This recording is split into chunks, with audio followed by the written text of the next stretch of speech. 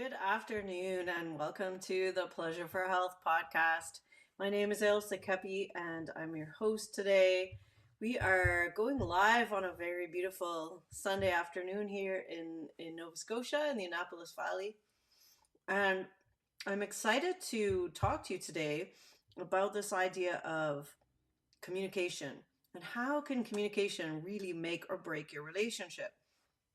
I know this is kind of old news that communication is important, but I still find that I see so many people coming in to see me as clients. And when I ask them about what's going on in their relationship or what's going on for them when they're dating, most of them are really not saying very much about what they want, about asking about what the other person wants.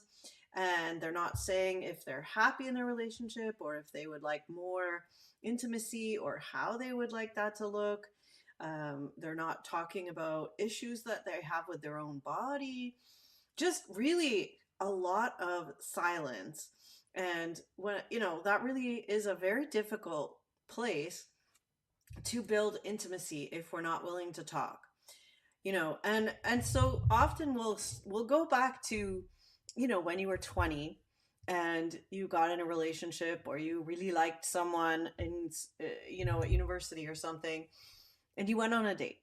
There you didn't really have to say much. You probably had a sense of whether you were attracted to this person physically or not, whether you were interested in seeing them again or not, and it didn't really matter that much what you said.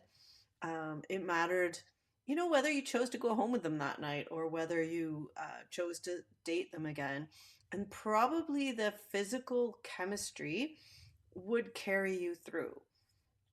Now, this is a very different matter when we get to be 40, 50, 60, 70, 80, and the physical chemistry is just not cutting it anymore. It's not just about having someone that you would like to, go to bed with, jump their bones, whatever. That's not enough anymore for us to build a relationship on. And we have to start talking to each other.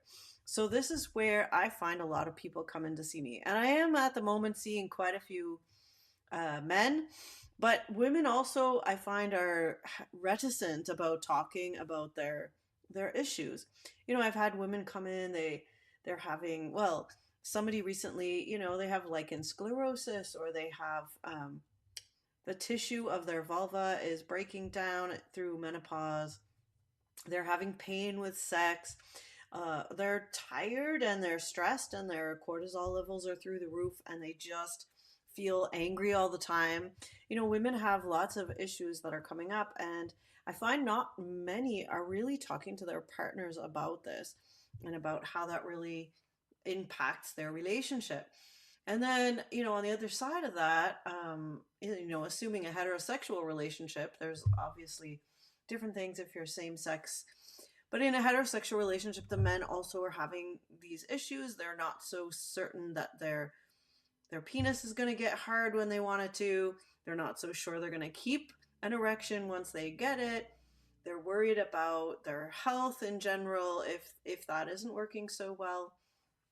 Plus, they're worried about being judged by their partner, that they can't keep an erection, or that they aren't somehow standing up to their role in the bedroom. And so many people will just kind of not say anything, and they'll go around, they'll wash the dishes, they'll decide what they're going to watch on TV, they'll go out, they'll go see the kids, they'll plan holidays, they'll be doing all of this life stuff, but they're not talking about their intimacy. They're not talking about what's going on for them physically, emotionally, with their partner. And so this is really a make or break moment, because I see men coming in and they're wanting to have an intimate relationship with their partner. They're not wanting to break up. They're not wanting to get a divorce. They're wanting to move forward in their relationship and stay with someone that they've been with maybe for 30 years. And now they're finding, okay, we're not having sex anymore. We're not having intimacy, but we have grandchildren together. We have a house together. We have a really good time together. We can go out. We know each other's, what we like to eat. We know what we like to drink. We know when to leave each other alone, when to talk, all of that stuff. But somehow the sex is getting left out of the conversation. So part of my job really, I think, is I ask these people, what do you want when you're coming to see a somatic sex educator or a sexological body worker or a tantrika or a sex surrogate or all sorts of um, people that you might go to around having intimacy issues, even a cuddlist. Um, what is it you're looking for? And I ask them this, and often people don't know right away. They're just missing that part of their relationship, and they don't know where to go. It's hard to go to a doctor or any other health professional and say, well, there's nothing really wrong except that I'm not connecting with my partner physically anymore. It's a difficult thing to bring up to a health professional. So who do you talk to about this? So I get a lot of people coming in, first of all, that are just glad to have somewhere they can talk. And then we actually try to get some clarity about what it is they're really looking for. Are you looking for something on the side? Are you looking to get some sex, get physical intimacy outside of your relationship? Or are you looking to learn some skills and learn about yourself and to practice having these conversations so that you can go back to your current partner and really make things better?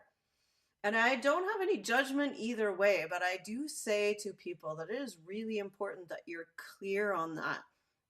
Because if you say that you want to learn how to make your current relationship better, but every time you go or you come to see someone like me, you just say, well, I'm just interested in having a sensual massage, or I'm just interested in having my own experience. That is not necessarily going to translate into you having a better relationship.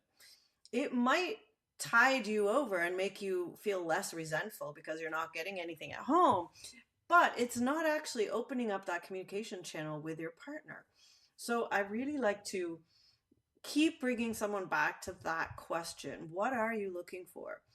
And often, we don't bring things up with our intimate partner because we're afraid that they're going to judge us. We're afraid that it's going to make things worse. We don't want to start an argument.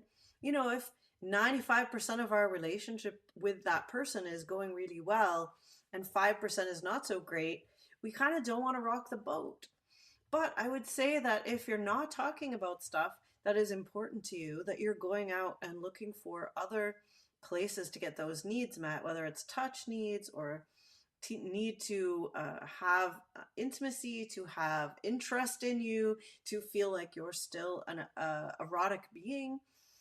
If you're looking outside your relationship for that, that's fine, but it would be way better for your relationship to have that talk first with your partner and then decide if this is something that you want to work on together, or is it something that you both decide, well, maybe that is something you could go and see another type of practitioner to get those particular needs met. I'm not interested in doing that.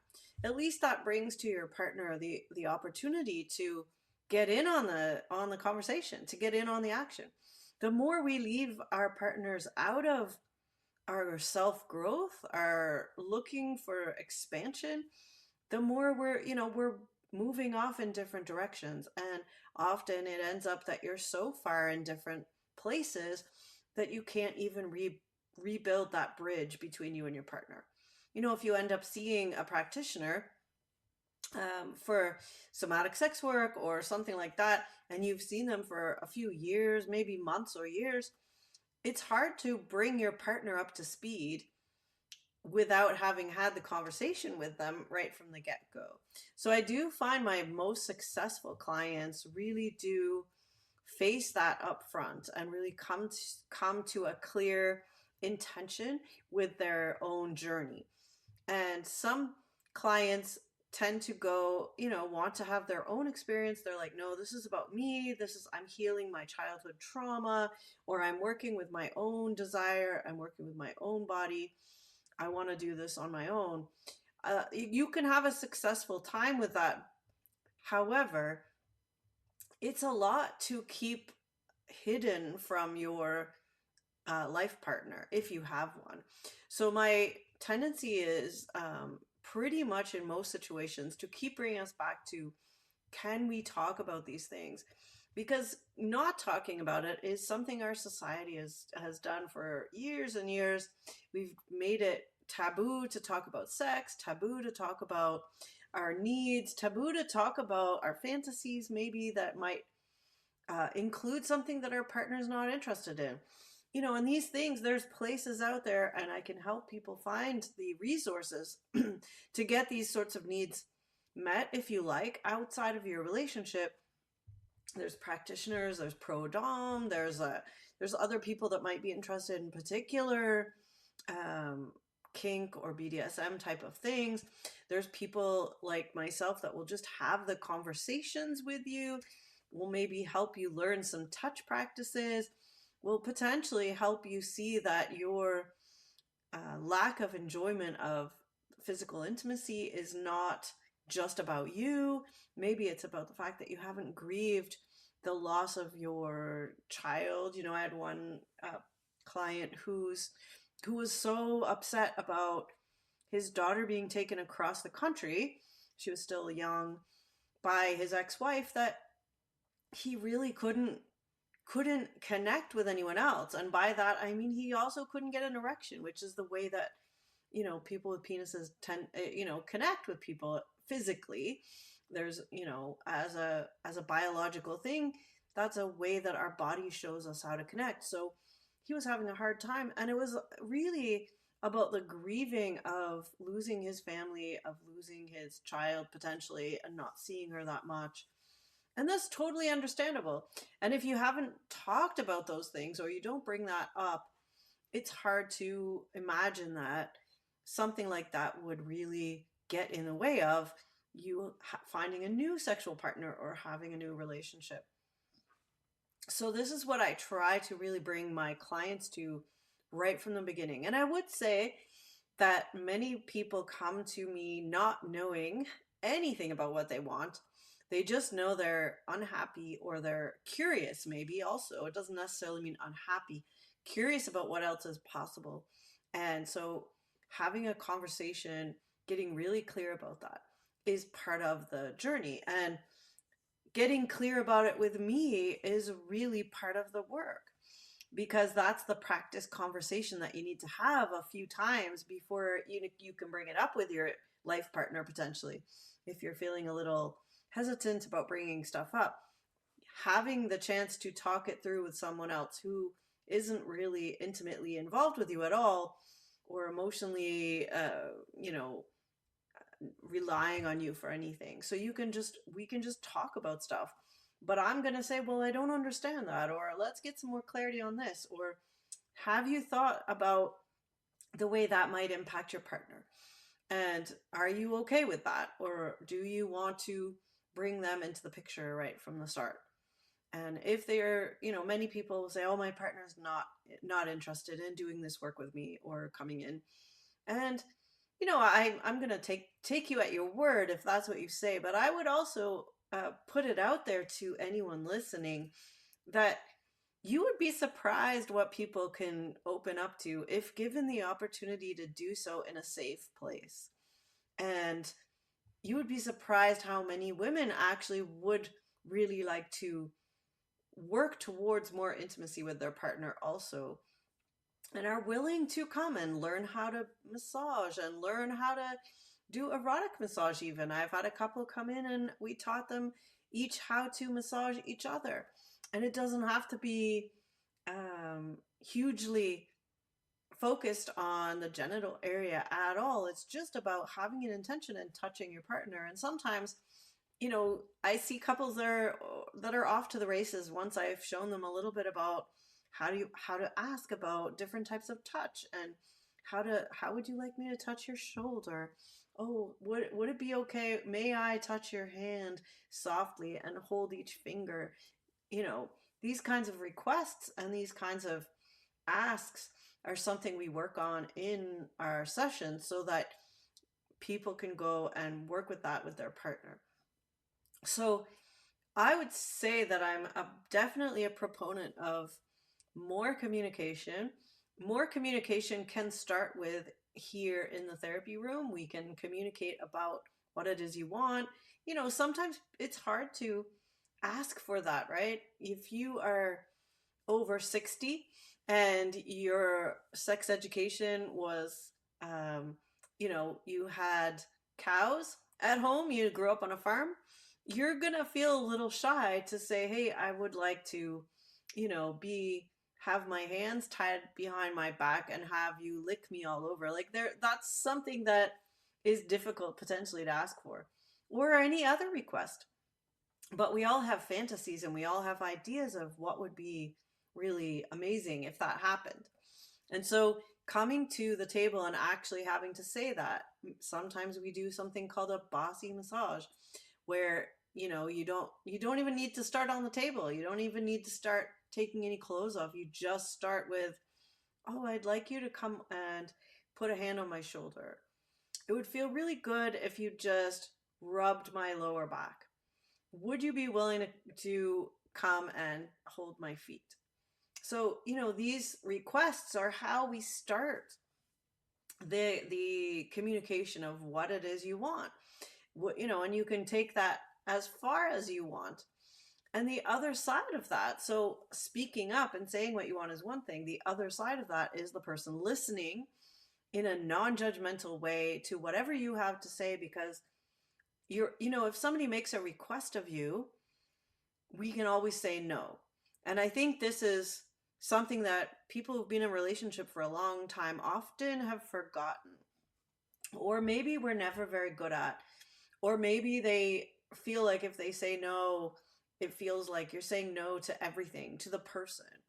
If somebody says, I'd like to have macaroni and cheese, and you say, no, I don't want mac and cheese, that's not saying, no, I don't ever want to see you again, and I hate you, and I don't want to live with you. Like, we don't catastrophize that kind of a no. But if somebody says, oh, I'd like you to, rub my shoulders and kiss my neck, and someone says, no, I don't want to do that right now, we take it as, oh my God, this person doesn't love me anymore. And so we need to stop catastrophizing and making that into a huge, oh my gosh, they're rejecting me. You know what? Maybe they don't want to kiss your neck right now, and there may be a good reason, or they may just not feel like it right now. And maybe if you said, okay, is there something you would be willing to do now? And you could have the conversation without going to the point of, well, if they said no to that, they won't want to do anything. So again, this is something I also work with people quite a bit on, hearing a no and then coming back with a counter offer.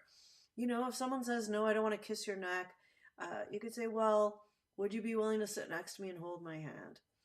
Sure, I could do that. Let's watch a movie. Okay, would you be okay if I put my arm around you?